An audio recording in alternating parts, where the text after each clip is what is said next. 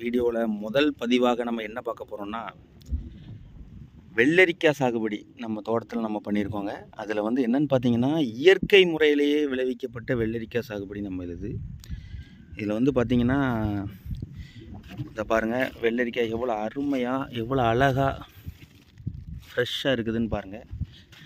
எந்த விதமான ரசாயன உரமும் பயன்படுத்தாமல் அவ்வளவு ஒரு தெளிவான இயற்கை விவசாயத்தில் வரப்பட்டது நம்ம வெள்ளரிக்காய் வந்து பயிர் பண்ணியிருக்கோம். நல்லபடியாக மகசூலும் இப்போ வந்துட்டுருக்குது. இப்போ தான் ஆரம்பிச்சிருக்கு பறி.